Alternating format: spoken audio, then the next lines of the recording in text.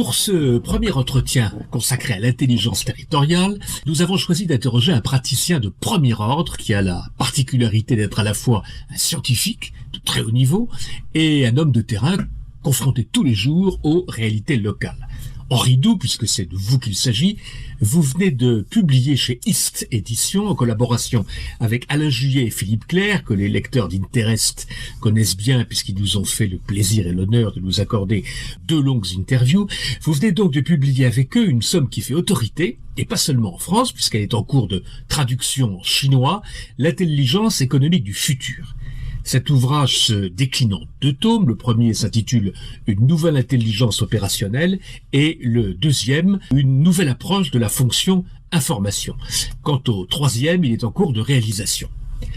Alors Henri Doux, je disais que vous étiez scientifique, vous êtes plus exactement docteur en chimie, et vous avez passé près de 20 ans comme directeur de recherche au CNRS avant de devenir consultant international et de parcourir le monde pour faire profiter les gouvernements, mais aussi les régions, les collectivités territoriales de votre expérience en matière d'intelligence compétitive et de veille stratégique.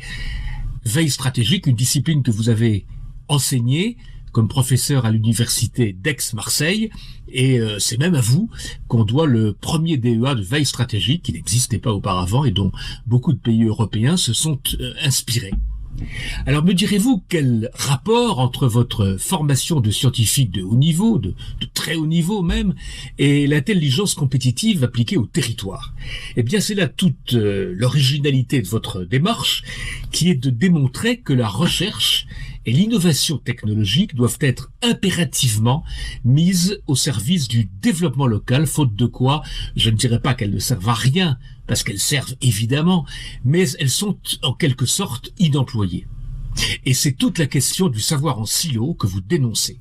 Pour revivifier nos territoires, dites-vous, il faut faire travailler ensemble des gens qui n'ont pas l'habitude de le faire, et vous plaidez en matière d'intelligence économique et d'intelligence territoriale en particulier pour l'adoption d'une pensée latérale, une pensée qui romprait avec les méthodes d'analyse traditionnelles et qui permettrait aux aménageurs de trouver de nouveaux moteurs de développement dans la réalité locale. Alors est-ce que vous pouvez nous en dire plus sur ce concept de pensée latérale? Oui, c'est quelque chose qui prend ses racines assez loin finalement. C'est que quand on regarde l'enseignement français est basé sur un enseignement qui est linéaire. On vous apprend à résoudre un problème, en le coupant en petits morceaux, on résout le premier, puis le second, puis le troisième, et on arrive à la solution globale. Quand vous faites ça, vous avez quelque chose qui manque, c'est l'interaction de toutes ces parties entre elles. Donc, si vous voulez, c'est permettre aux gens d'acquérir une vision holistique des problèmes. La vision holistique des problèmes, c'est qu'il vous faut un éventail de pensée qui soit très grand, qui regarde tout ce qui se passe autour d'un problème donné et qui ne se limite pas à une vision en silo. Je crois qu'il faut amener les gens à avoir la vision globale des problèmes auxquels ils sont confrontés et qu'ils devraient résoudre.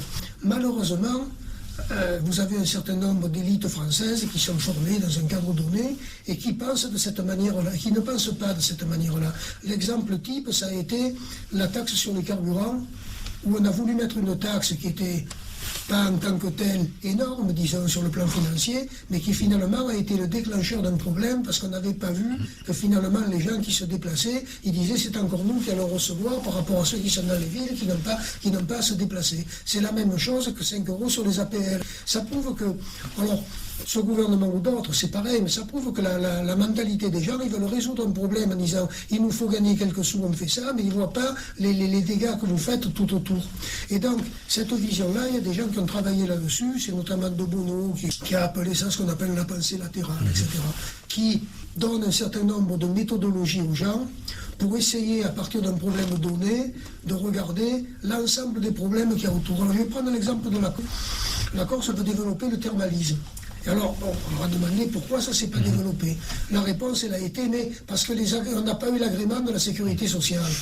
Si les gens veulent à tout prix avoir un petit créneau là, mais regarder amplement autour ce qui se passe, actuellement, on voit que finalement, le thermalisme se développe à partir d'un certain nombre de données générales sur la façon de vivre des gens, en tenant compte de l'âge, de ce qu'ils veulent faire, etc., qui n'a plus rien à voir avec une vision médicale stricte du problème. Et donc, ça illustre un peu cette notion de dire quand on prend un problème, on va le faire, donc ça veut dire qu'il faut faire du brainstorming, ça veut dire qu'il faut, vous avez là-dedans, rentre les biais, c'est-à-dire les biais cognitifs, pour que les gens puissent examiner les choses d'une façon tout à fait différente. Donc ça veut dire qu'il faut des groupes de travail qui soient très pluridisciplinaires et avec des gens qui aient une vision totale et même qui ne soient pas des spécialistes du tout. N'oublions pas que dans la Grèce antique, le spécialiste était éloigné du pouvoir, toujours. Il n'était jamais mis dans le pouvoir. Donc vous plaidez pour une diversification des sources d'expertise. Pluridisciplinarité et diversification des sources d'expertise en tant que niveau, pas super expert, etc., et en tant que domaine. Voilà, donc c'est important. Donc c'est un peu le procès de la centralisation en même temps. Oui, c'est l'inverse. C'est pas l'inverse, c'est du bottom-up organisé, disons. Voilà. C'est ce qu'il faut, mais avec des gens qui voient largement les choses et qui ne se gênent pas pour le dire. C'est-à-dire que là, vous êtes obligé de penser, comme on dit, hors de la boîte, donc on n'est plus dans le coup politique non correct. Mais ça permet de faire ressurgir des problèmes. Et ça, c'est important.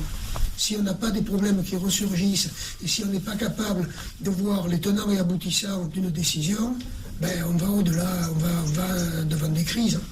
Et donc, c'est ce qui se passe. Il y a un autre phénomène qui est très bien mis en valeur par des gens aussi différents que Jérôme Fourquet, qui est politologue, Jacques Lévy, qui est géographe, qui a travaillé sur la justice spatiale, et qui ont montré tous les deux que pour beaucoup de Français, la justice passe par l'accession à la propriété.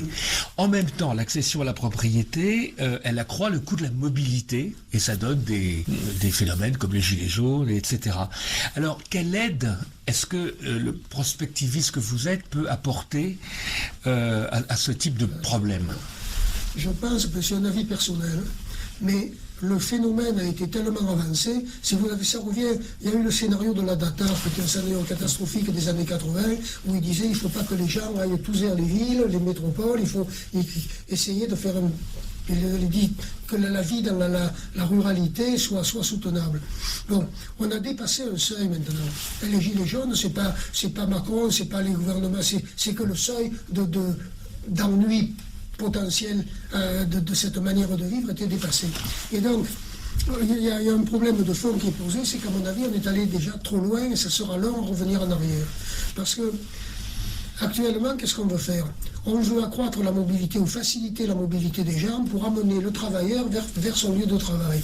Or, quand vous voulez amener quelqu'un vers son lieu de travail, bon, ça veut dire que finalement, vous le faites se déplacer, vous rendez la mobilité difficile s'il doit vendre sa maison parce qu'il ne trouvera pas ailleurs. S'il est dans une région déshéritée, l'immobilier ne vaut rien. Donc, automatiquement, ce sera difficile de racheter ailleurs. Et donc, ce qu'il faudrait faire, c'est, puisqu'on parle de réindustrialisation, c'est essayer de faire une réindustrialisation, puisqu'on dit qu'on va faire des entreprises qui vont bénéficier de tous les progrès techniques, depuis l'impression 3D, en passant par la haute vitesse pour l'Internet, etc., c'est mener les emplois vers les gens. Et mener les emplois vers les gens, il y a différentes manières. Vous avez la manière physique de construire des usines délocalisées ou autres, puis vous avez le travail qu'on peut délocaliser, donc vous avez le travail à distance, vous avez un certain nombre de choses comme ça, et puis vous avez aussi le fait qu'on peut, pour des gens qui créent des entreprises où il n'y a pas finalement une logistique trop importante, essayer de les localiser à des endroits privilégiés, avec quand même une mobilité qui leur permettra d'aller lorsqu'il le faut au centre de décision, mais suffisamment éclaté pour qu'on amène, que les gens aient la sensation finalement que ce que l'on fait, c'est amener l'emploi vers eux. Actuellement, c'est tout l'inverse. On leur dit, ben, on va vous donner, faites du covoiturage, parce que comme ça, vous économiserez des sous, mais vous ferez quand même 200 km, 100 km aller-retour pour aller travailler. Et ça, c'est de moins en moins perceptible. Et donc, là, on est devant un problème, à mon avis, qu'on ne peut pas résoudre rapidement. La première des choses, à mon sens, ça serait une généralisation de l'Internet à très haut débit. Pas de la 5G, parce que dans 20 ans, on y sera, la 5G. Pour le moment, c'est trop long. Donc, vous savez que maintenant, la fibre, on peut mettre la fibre aérienne, l'électricité, ça permet de réticuler le territoire plus facilement. Donc, donner ces accès-là, et ensuite essayer de faire en sorte que par des circuits courts, par de l'économie circulaire, par un certain nombre de choses, on rende possible aux gens, on donne aux gens une vie acceptable dans la ruralité. Alors vous travaillez beaucoup sur ces questions-là en Corse, oui. Avec l'université de Corté, si je ne me trompe. Est-ce que vous considérez que, d'une manière générale, ces problèmes d'intelligence territoriale sont assez... enfin, que la réflexion est suffisamment menée avec l'université, l'enseignement académique au sens large? Alors, quand vous regardez les États-Unis, qu'est-ce qui se passe? L'État finance les universités et la recherche qui créent du savoir. Et puis vous avez une deuxième phase qui s'appelle l'innovation, c'est faire passer ce savoir sous des formes de monnaie sonnantes et trébuchantes, avec des pôles de compétitivité, la triple hélice, tout ce que vous voulez, pour les faire arriver à maturité et créer un cercle vertueux. Et ça, en France, c'est peu organisé. Globalement, on est très éloigné. On est très éloigné. Ce qui pose un problème, c'est que cette barrière, elle va s'approfondir avec des PMI, PME qui ne savent pas finalement qu'est-ce qu'ils peuvent tirer de l'université, qu'est-ce qu'ils peuvent faire, etc. Et ça vient du fait que toutes les actions que vous pouvez mener susceptibles d'aider au développement régional, elles ne sont pas prises en compte pour l'avancement des chercheurs, pour le classement des laboratoires et le classement des universités. Donc, ce qu'on a créé, c'est des SATT. Les SATT, qu'est-ce qu'elles font ? Sociétés de transfert de technologie, etc. Elles essaient de voir dans les laboratoires s'il y a quelque chose de transférable. Mais là, à nouveau, le problème est pris à l'envers. Qu'est-ce qu'ils ont? 5% de réussite. Si vous arrivez à infléchir, les gens ont un savoir. Donc, on leur a appris, on fait des publications, ils savent. Si vous arrivez à infléchir leur recherche vers des domaines utiles, qu'est-ce qui va se passer? Il va se passer qu'au lieu d'avoir 5% de valorisation, vous en aurez 20%. Et ça passe. On ne veut pas aller. C'est pas de la recherche appliquée, ça n'a plus de sens. C'est de leur dire dans le fond, avec ce que vous savez, on pourrait regarder dans le panorama des activités que nous avons dans une région, quelle qu'elle soit, les domaines qui pourraient finalement être intéressants, où vous pouvez à la fois travailler scientifiquement, publier lorsque c'est possible, s'il n'y a pas de brevet en cours, etc., et utiliser votre savoir sur des choses intéressantes. Moi, j'ai été le spécialiste de la phénylation radicalaire du thiazole. Je ne sais pas si vous vous rendez compte de ce que ça veut dire. Ça ne sert à rien. Il faut avoir le courage de le dire, je veux dire. J'ai fait une thèse brillante, tout le monde était content. Mais après, j'ai fait autre chose. Voilà. Et donc, ça a un peu évolué, mais ça reste malgré tout très, très, très fondamental. Et quand on voit les partis universitaires qui, entre guillemets, réussissent bien, entre guillemets. Qu'est-ce que vous avez? Vous avez le médical, parce que l'hôpital, il y a les malades. Et donc là, les malades, il faut les soigner. Donc vous avez déjà une approche qui est une approche réelle. Et puis vous avez les très gros équipements qui travaillent à l'international, comme le cyclotron, le synchrotron, etc., qui eux aussi, par la collaboration internationale et par les problèmes qu'ils ont à traiter, arrivent bien. Et puis après, vous avez des cas particuliers où on va trouver quelque chose de bien, on va le mettre à sa clé, on va faire... voilà. Mais il n'y a pas de politique globale organisée sur une valorisation qui ne serait plus basée sur le fait qu'on va chercher ce qui est valorisable dans les labos, mais on va leur dire en fonction de ce que vous savez faire, etc., est-ce que vous pouvez travailler dans tel domaine et en collaboration avec tel type d'entreprise pour arriver à créer des choses qui soient valorisables d'une part. Alors là, peut-être que les syndicats ne seront pas d'accord, mais enfin bon... Il y a tout un langage à trouver, finalement, si on trouve le bon langage, les gens comprennent, et ne pas nuire à leur carrière. Et la carrière des gens, elle est importante. Alors justement, quand on parle de redynamiser les territoires, on se concentre essentiellement sur les métropoles. Oui. Les smart cities, un phénomène qui est bien connu, où les anglo-saxons sont d'ailleurs leaders, mais du coup, les territoires périphériques sont abandonnés. Alors comment est-ce qu'on pourrait faire pour essayer de résoudre cette contradiction et rétablir un petit peu d'équité ? Il faut arriver déjà à ce que les occupants primaires du territoire, c'est-à-dire les agriculteurs. Et ça revient maintenant à dire que la France a encore des terres agricoles. Il faut essayer de les protéger. Et protéger les terres agricoles, c'est en quelque sorte faire en sorte que l'agriculteur puisse vivre d'une façon, je dirais, décente. Donc ça veut dire qu'il faut organiser des circuits courts pour essayer de stabiliser la population agricole de façon à ce qu'on n'ait pas des exploitations qui ferment en permanence et que les gens présents localement puissent acheter un peu plus cher ces produits. Alors, c'est pas tant une question de revenus. Les gens pourraient les acheter, mais ils ne sont jamais à leur disposition. Parce qu'on a organisé des coopératives qui finalement font travailler les agriculteurs comme des serfs, et finalement traitent directement en coopérative à grande surface, mais l'agriculteur, il voit jamais ça. Donc vous avez cette filière-là organisée. Une fois que c'est fait, il faut amener les gens à ne plus être cloisonnés. Le premier niveau du décloisonnement, c'est le haut débit. D'une part, parce que ça leur ouvre la télévision avec de multiples chaînes, ça leur ouvre les mails, ça leur ouvre la visio, etc. Et là, ils peuvent faire un certain nombre de choses. Et après, c'est une très forte politique d'incitation pour amener dans un territoire donné, mais ça, il faut faire le mapping, voir les confluents où vous avez suffisamment de routes, de gares ou de moyens de déplacement pour y implanter des entreprises. Et ça ne peut pas s'inventer. Si les entreprises facilitent toujours l'implantation dans les métropoles, on est dans une dérive où finalement il n'y aura plus personne au niveau interstitiel, comme on dit. C'est évident. Mais ça, il n'y a pas 36 000 solutions. Hein. Ou alors on met que les retraités à la campagne. C'est une autre vision des choses. Mais seulement il faudra des hôpitaux, des soins. Donc vous avez, la contradiction, elle est là. Et après, recréer un service public particulier, la Poste a un peu commencé. Le facteur, il va avoir les gens, il peut servir, etc. À mon avis, c'est trop cher. Mais enfin bon, mais après, c'est des questions d'aide ou autre. Mais de redynamiser en ayant des visites médicales qui peuvent se faire régulièrement, en ayant les moyens modernes le permettent. On peut prendre l'attention, la glycémie, on peut regarder la vue, les dents et tout. Ça peut tout se faire avec une station de haut débit, un infirmier, même de niveau moyen. C'est ça qu'il faut développer, pour que les gens aient pu éduquer les gens, les éduquer à ce type de vie. C'est-à-dire ne pas les stigmatiser, mais leur dire qu'au contraire, ils vivent mieux, il y aura moins de pollution, ils seront mieux, etc. Et amener un peu de l'emploi dans ces zones-là. Si on ne fait pas ça, c'est sans issue le système. Parce que chaque fois qu'on crée quelque chose, les gens veulent le créer près des centres de décision et en métropole, et les métropoles, elles abusent de cette potentialité, puisqu'elles veulent toutes avoir le plus d'entreprises, le plus, etc. Et c'est difficile. Après, il y a une question de courage. Hein. Mais moi, je pense que d'abord, si vous arrivez à fixer les gens sur le territoire, ceux qui l'utilisent, le transforment, en tirent finalement un bénéfice, il faut que ce bénéfice leur permette de vivre. À ce moment-là, si ça s'est fixé, on peut recommencer à dynamiser petit à petit. Alors ça nous amène à la question de l'attractivité territoriale que vous étudiez beaucoup dans votre livre, et vous dites il ne suffit pas d'avoir une bonne stratégie, il faut la légitimer.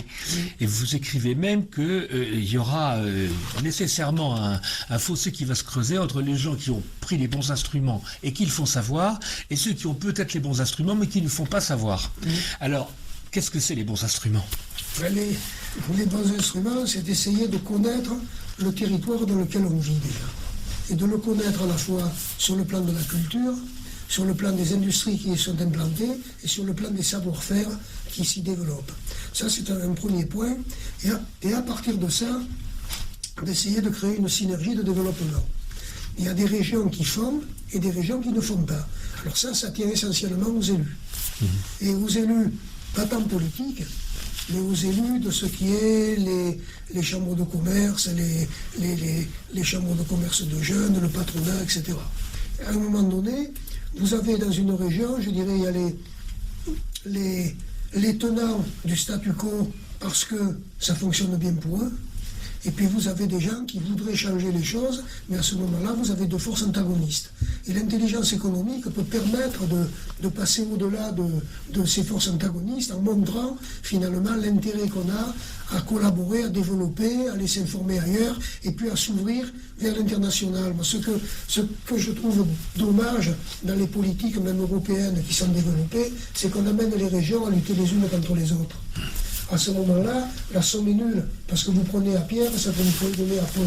Et donc, l'idée, c'est quand même de leur dire, ensemble, développez-vous et allez à l'international, allez conquérir le monde.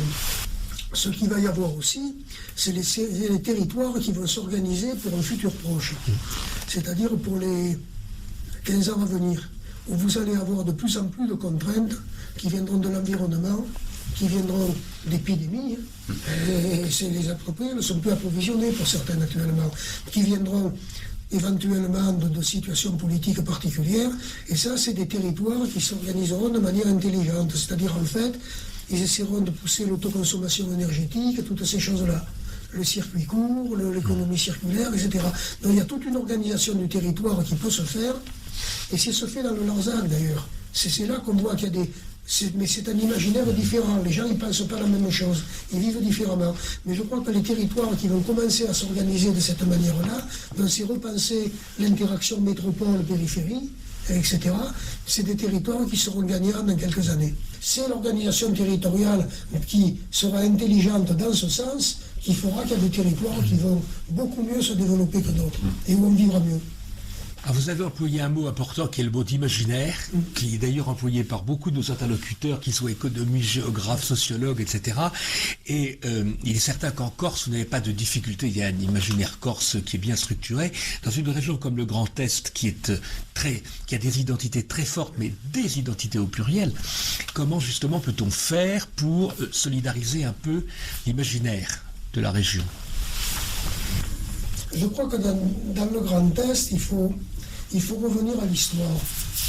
C'est-à-dire qu'en fait, c'est une région qui a permis à la France de passer le cap de l'après-guerre, finalement, en se développant avec le charbon, avec toutes ces choses-là, etc.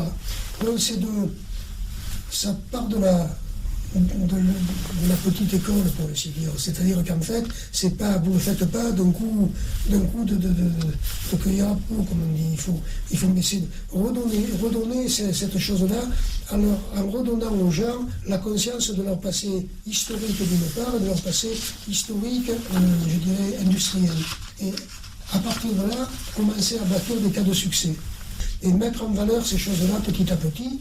Et puis, créer localement des liens entre les différents départements et les différentes, je dirais, sous-régions, pour ainsi dire, pour que les gens se connaissent. Moi, je crois que le problème, c'est que les gens, si vous partez du principe qu'on doit rester dans la région où on est, à ce moment-là, les gens, vous allez les encapsuler dans un système de pensée qui ne les projette pas au dehors de leur cadre de vie. Si on peut les mélanger ensemble, si on peut créer des rencontres, des réunions, faire parler les gens. Parler les gens, c'est important. C'est très important, leur faire raconter leur histoire, etc. C'est important. Et les faire parler, mais aussi bien les chefs d'entreprise, je dirais que les universités, etc. C'est avec toujours comme filigrane, qu'est-ce qu'on peut faire ensemble. Et les gens découvriront qu'il y a des complémentarités, que peut-être il y a eu une façon de faire à tel endroit, puis à tel autre, il y en a une autre, etc. Il faut avoir une thématique qui soit une thématique perceptible par tous, et puis petit à petit travailler pour essayer d'avoir le consensus. Henri Doux, je vous remercie, et je rappelle le titre de votre dernier livre, écrit en collaboration avec Alain Juillet et Philippe Clerc, L'intelligence économique du futur, aux éditions IST. À bientôt.